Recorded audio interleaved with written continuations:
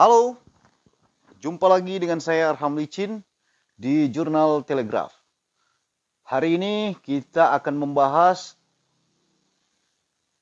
masih terkait pemilu 2024, tepatnya Pilpres, di mana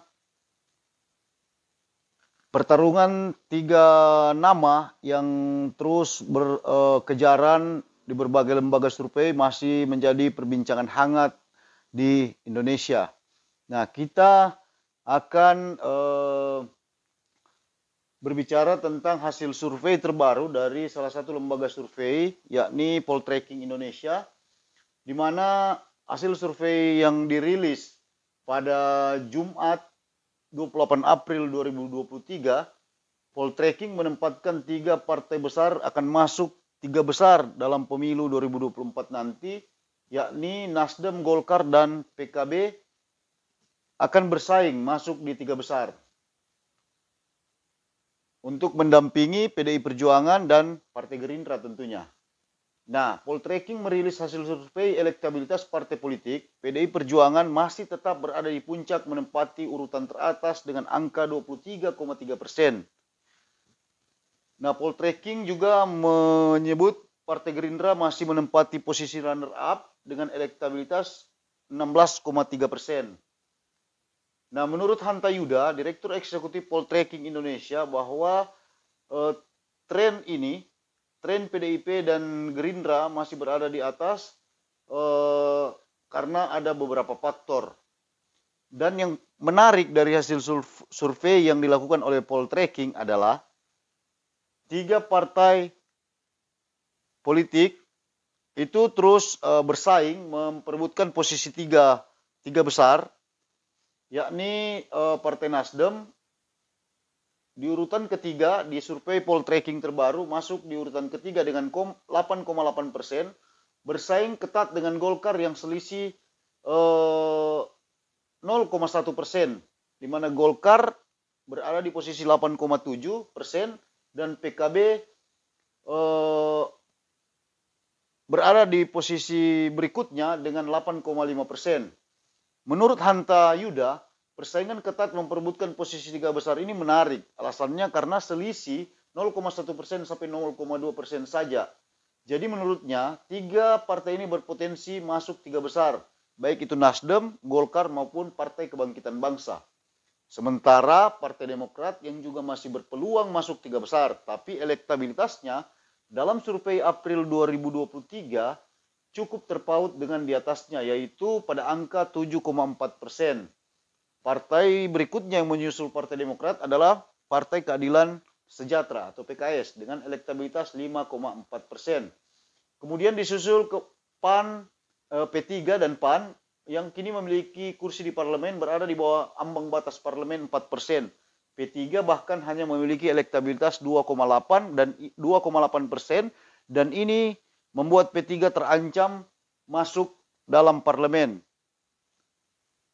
Dan kemudian ada PAN juga 2,3%, dan jika hasil survei ini terbukti maka pada pemilu 2024 P3 dan PAN tidak akan mengirimkan wakilnya di DPR RI. Lalu kemudian selanjutnya ada partai non-parlemen yang menempel PAN, yaitu Partai Perindo dengan elektabilitas 2,1%.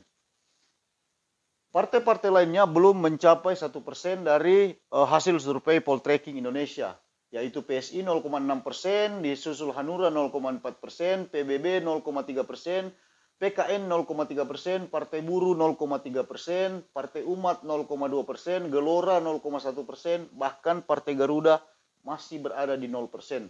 Responden yang belum menjawab atau tidak tahu masih cukup tinggi pada survei kali ini, yaitu mencapai 12,1%.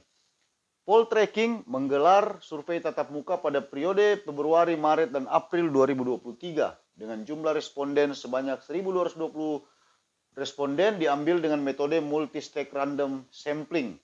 Survei ini menurut Hanta memiliki margin of error kurang lebih 2,9% pada tingkat kepercayaan 95%.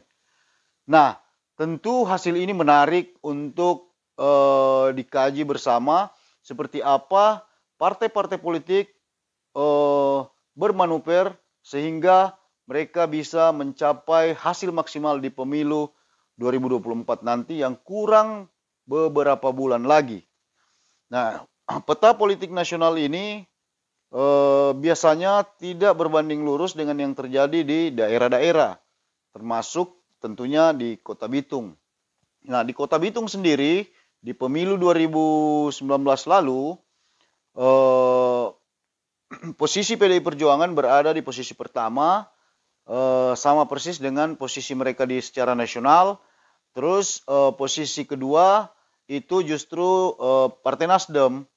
Nah, posisi ketiga itu adalah Partai Keadilan dan Persatuan yang tidak lolos pemilu 2024.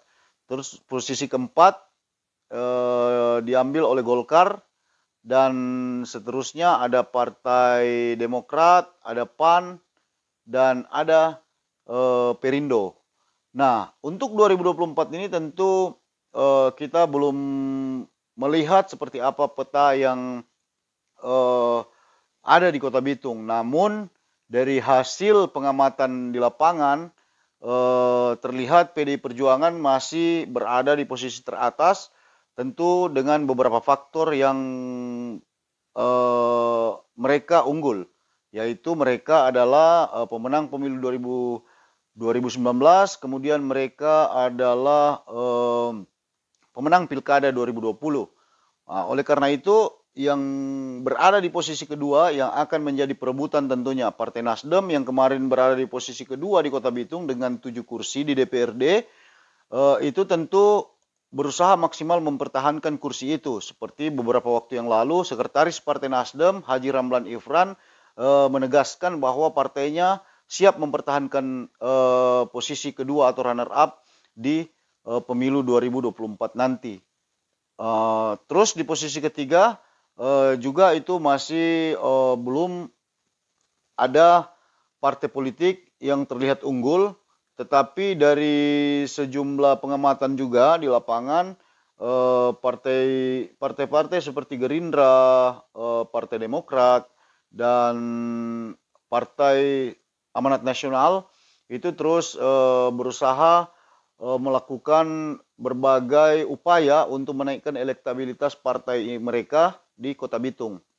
Namun kita akan nanti menunggu seperti apa perkembangan terakhir, dan tentunya kita akan melihat kekuatan mereka setelah penetapan daftar calon sementara yang saat ini tahapannya mulai berjalan, yaitu pengumuman DCS dari Komisi Pemilihan Umum, dan di daftar calon sementara nanti kita bakal melihat kekuatan partai politik yang ada di Kota Bitung seperti apa kekuatan mereka. Itu bisa tergambar dari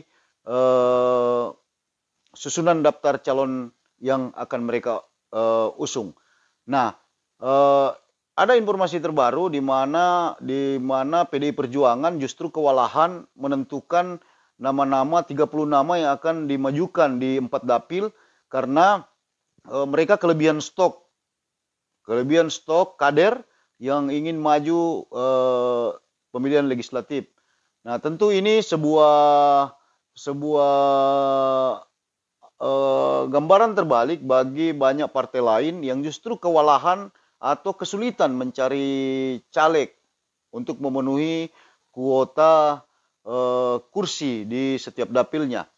Nah, informasi bahkan ada bocoran yang kami terima, DPC PDI Perjuangan sampai saat ini masih bingung dalam tanda kutip nama-nama yang akan masuk dalam daftar calon sementara. Nah, mungkin itu dulu video kita kali ini. Buat kalian penonton setia Jurnal Telegraph, jangan lupa terus mendukung channel YouTube ini resmi dari jurnaltelegraph.com. Oke, sampai jumpa di video berikutnya. Salam sehat untuk semua.